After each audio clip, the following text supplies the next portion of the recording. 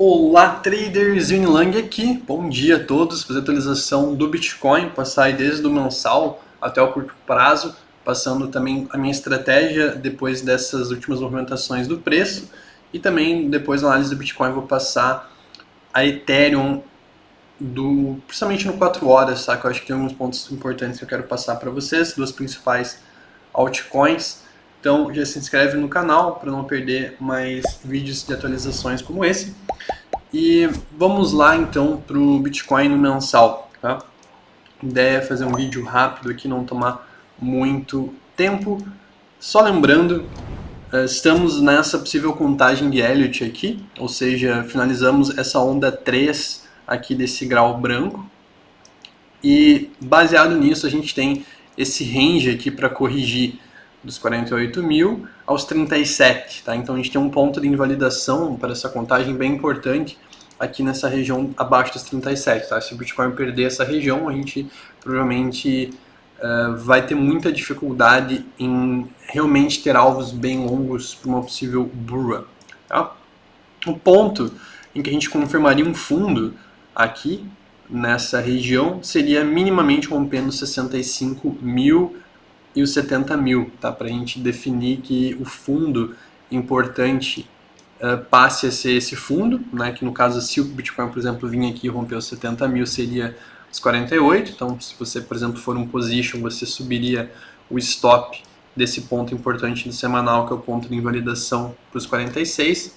Não é o caso ainda, só ilustrando aí como que seria essa movimentação e essa possível confirmação, tá? Então, vamos para o price action aqui do curto prazo, tá? Qual que é a questão que eu sempre falo aqui no canal com relação a Elliott, com relação a quando a gente tem uma reversão de tendência, tá? A gente precisa de duas coisas. A gente precisa de quebra de estrutura, a gente precisa de estrutura impulsiva de alta, tá? Minimamente isso, a gente tem outros parâmetros como volume, que é bem importante também, principalmente CVD, acompanhando a tendência. E baseado nisso, a gente tem esse padrão aqui do Bitcoin desde o fundo, que foi formado em 5 de agosto, basicamente ao longo do mês, né, esse pullback ao longo do mês. Claramente, esse padrão ele foi em 3 ondas. 1, 2, 3. A gente não fez um padrão impulsivo, que seria em 5 ondas. Então, essa movimentação aqui, se a gente olhar agora aqui no diário, o volume e a estrutura, não é uma estrutura bullish, tá? Uma estrutura que é um padrão, está se movendo pelo menos em padrões corretivos, mesmo se o preço eventualmente acabar rompendo para cima, essa estrutura aqui não é uma estrutura bullish, tá? Ou seja, fazer compras aqui nessa região é muito mais arriscado do que se fosse uma estrutura bullish, beleza? Então, quando que seria, na minha visão, uma compra para o Bitcoin, pensando assim, mercado bullish, vamos romper all time high? Seria na redefinição de range, tá? Então, no momento,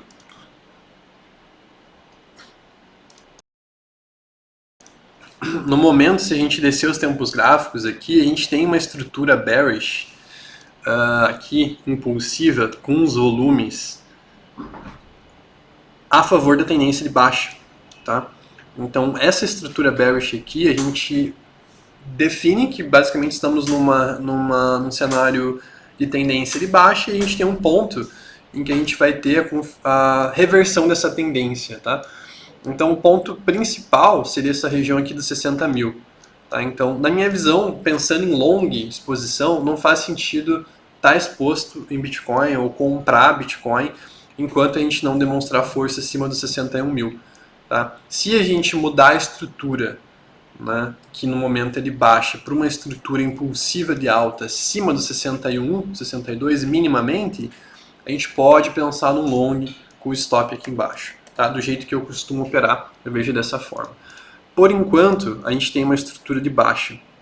Então, geralmente, o que eu faço com uma estrutura de baixa? Eu sigo a tendência, tá? Qual que é o problema, digamos, que eu mais vejo no cenário bearish? Essa correção é no semanal ainda, tá? Poderia até dizer que seria no mensal, e a gente tem espaço aqui para corrigir até essa região dos 37, ou seja, vamos lá? Não sabemos, mas se o preço for lá, ainda não reverte no mensal, ou seja, se o preço cai 33%, a gente está no suporte, a gente não perdeu a tendência. Esse que é o ponto que não faz sentido, por exemplo, fazer um preço médio aqui, do jeito que eu costumo operar. Beleza? Então vamos para o curto prazo agora aqui, para mostrar possíveis alvos, tá? O primeiro ponto que a gente poderia medir, a primeira forma de mensurar alvo, seria essa extensão AB aqui, que está desenhada em amarelo. Tá? Se a gente pegar essa extensão, a gente teria o primeiro alvo no 100% de extensão desse ponto, ou seja, essa região aqui dos 45 mil. Então, o primeiro alvo relevante seria essa região aqui dos 45 mil.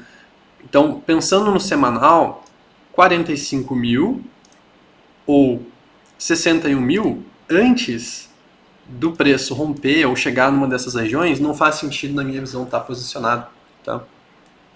Pensando em prazos maiores, 4 horas para mais, tá? Pensando no curto prazo, a gente ainda está na estrutura de baixa, tá? A gente está na onda C. Onda C geralmente uma onda, geralmente não, ela é uma onda impulsiva composta por 5 ondas. Então a gente provavelmente fechou um 2 aqui e talvez a gente tenha fechado um outro setup, um 2 aqui no Bitcoin. Ou seja, teoricamente, se a gente cair e perder essa região, vai ser a onda mais impulsiva desses últimos dias, tá? E se a gente for fazer isso, a gente teria alvo para essa pernadinha de baixa aqui nessa região de 52 mil, 50 mil.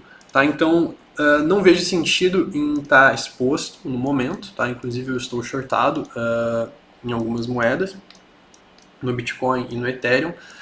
E várias altcoins, tá?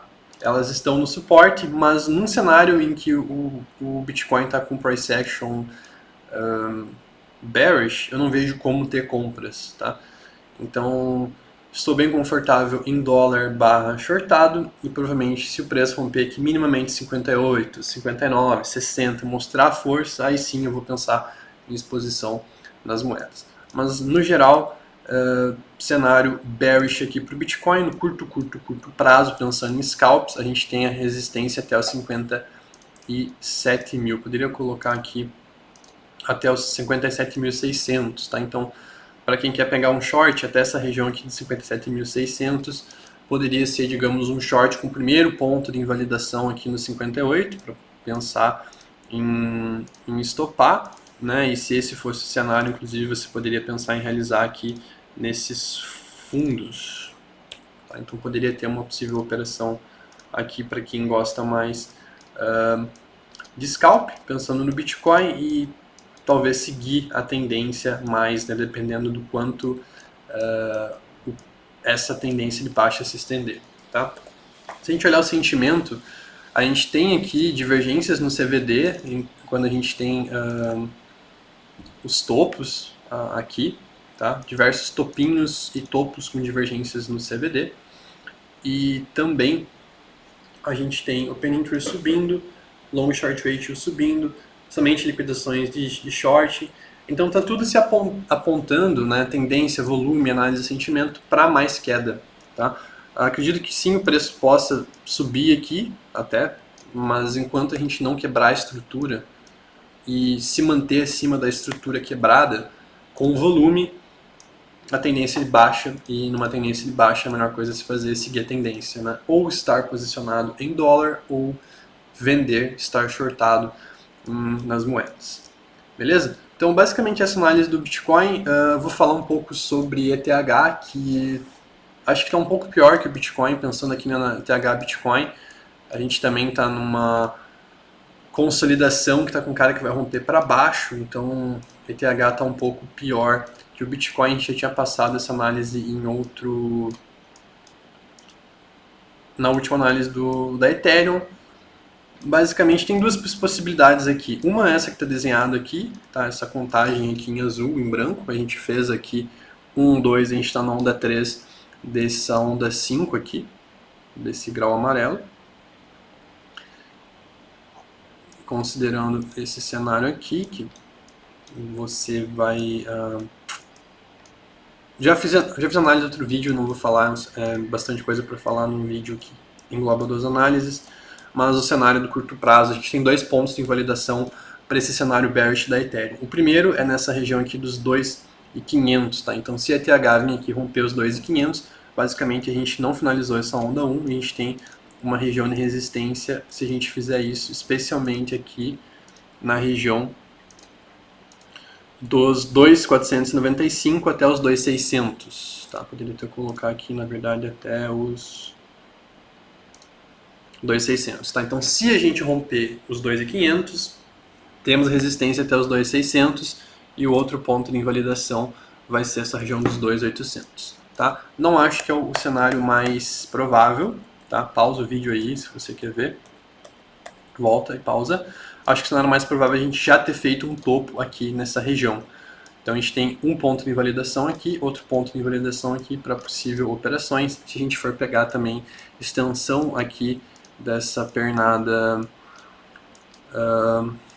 impulsiva, a gente teria que, se a gente for pegar o alvo da onda maior, deixa eu só atualizar aqui, teria essa região aqui dos 2.000, tá?